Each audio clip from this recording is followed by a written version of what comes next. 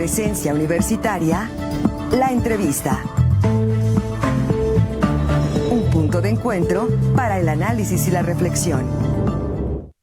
7 de la mañana con 45 minutos. Le decía yo al inicio de este espacio de un proyecto de investigación sumamente interesante que se está desarrollando por docentes, académicos, investigadores de la Universidad Autónoma de Querétaro en torno a una investigación que está vinculada o que tiene que ver con una forma de anticonceptivo, pero aplicada a los hombres.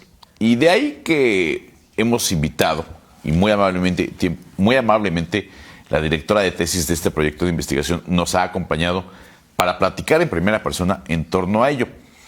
Por ello le doy la más cordial de las bienvenidas a la doctora Ana Alicia Sánchez Tucier, quien es docente e investigadora en la Universidad Autónoma de Querétaro. Doctora, muy buenos días y le reitero el agradecimiento por su tiempo para con la audiencia de Presencia Universitaria. Muchas gracias a ustedes por la invitación y por el espacio. Bueno, me parece que es más certero escuchar de los que están involucrados directamente en este proyecto de investigación, ¿cómo podríamos nombrarlo, enunciarlo a la ciudadanía, a la audiencia, lo que se está desarrollando en esta tesis? Porque es una tesis de investigación. Sí, es una tesis de investigación, es un proyecto de uno de mis estudiantes de doctorado. Y la verdad el proyecto es sumamente interesante porque estamos tratando de ofrecer una opción más para la anticoncepción masculina, ¿no? Actualmente solo cuentan los varones con el preservativo, el cual tiene una tasa de fallo importante, y la vasectomía, la cual es difícilmente reversible. Entonces sí se están incrementando sus usos, pero principalmente hay gente que ya tuvo los hijos que quería y decide hacerse la vasectomía. Entonces nosotros en este proyecto tratamos de diseñar un fármaco que pueda funcionar como un anticonceptivo masculino, que sea reversible y que no sea hormonal, ¿no? Para no tener estos efectos secundarios que se podrían llegar a presentar. La idea es que el espermatozoide se deje de mover, ¿no? O deje de funcionar en otros aspectos, y que cuando el paciente deje de tomar el medicamento, el espermatozoide recupere su función, ¿no? Principalmente. Podría preguntar, durante el desarrollo del doctorado que se está, o de donde nace este proyecto de investigación, ¿cómo surge la inquietud? ¿Cómo se dan cuenta que hay una ventana de oportunidad para desarrollar este tipo de medicamento o ponerlo de otra forma, como otro método anticonceptivo? Sí, en esto del desarrollo de fármacos es muy importante estudiar a tu célula, ¿no? En este caso al espermatozoide, y tienes que identificar qué hay en ese espermatozoide que no hay en ninguna otra célula. Y de esa manera tú puedes utilizar eso que solo está en el espermatozoide como un blanco. Entonces, en el campo lleva mucho tiempo estudiándose y se han identificado 2 proteínas que se ha visto que son muy importantes para que el espermatozoide funcione y solo están en el espermatozoide. Entonces, eso es clave para poder desarrollar un fármaco. Entonces, ya tenemos el blanco. Lo que hicimos en el proyecto fue empezar desde un enfoque de modelado computacional. Entonces, nosotros tenemos estos blancos, vamos a pensar que es como una cerradura, y queremos buscar una llave que los cierre o que los abra, ¿no? Dependiendo de qué queramos que hagan. Entonces ya conocemos la cerradura, y con estos modelos computacionales lo que hicimos fue ver qué fármacos tienen esta capacidad de unirse, de bloquear, de cerrar estos 2 cerraduras que tiene el espermatozoide y que son muy importantes para que funcione.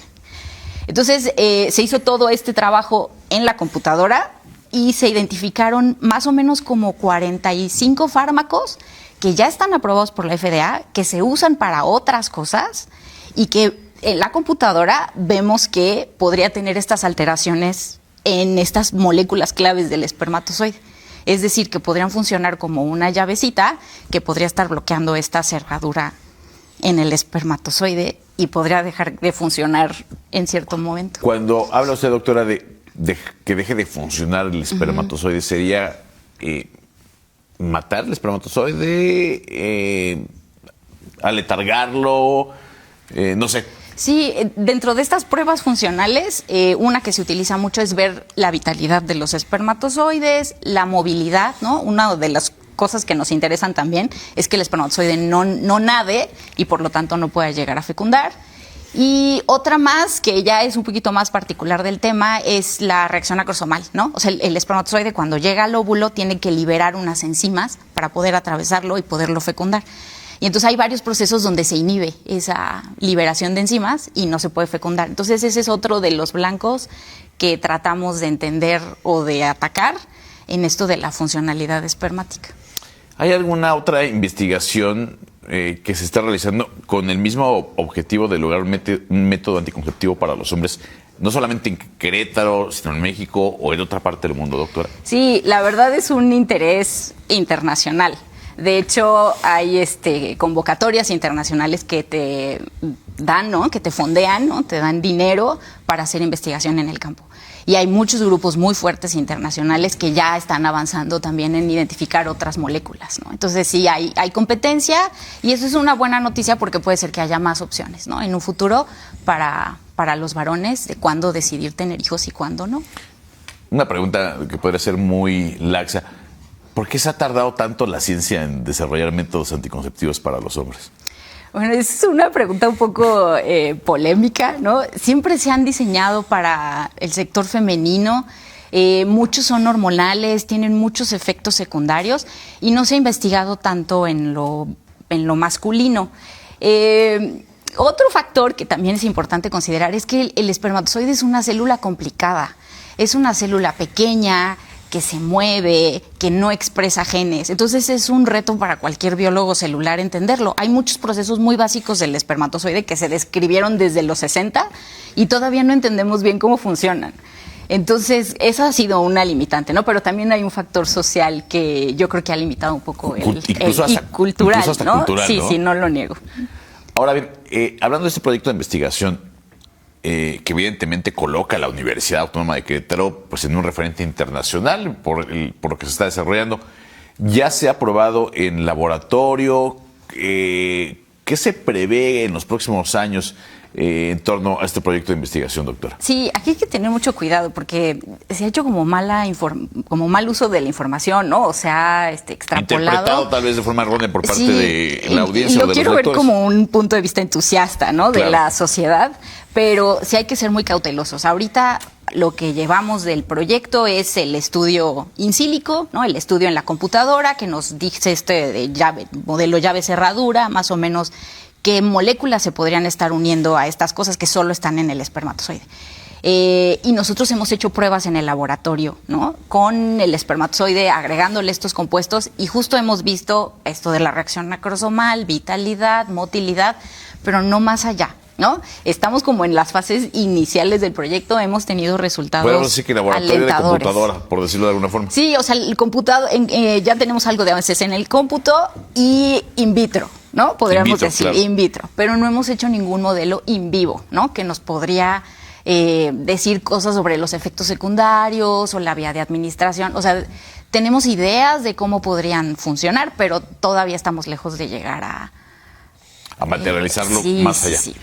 Porque evidentemente quiero pensar que son procesos muy cuidadosos, claro. Muy cautos, por lo mismo que se someten a protocolos sumamente estrictos para seguir desarrollando cada una de las fases para en un futuro, a largo plazo tal vez, convertirlo en un fármaco disponible para la ciudadanía. Sí, sí. O sea, tenemos la ventaja de que son fármacos que los que utilizamos, ¿no? Son fármacos aprobados por la FDA. O sea, son fármacos que ya se venden, que están en las farmacias, con otras funciones, y nunca se había visto que podían tener estos efectos en la reproducción. Eso es como un plus que tenemos en el proyecto. Pero ya de ahí a generar una dosis, un tratamiento, la vía de administración, tenemos que hacer el modelo in vivo, ¿no? Y para eso todavía nos falta bastante trabajo. Un largo trayecto por recorrer. Sí.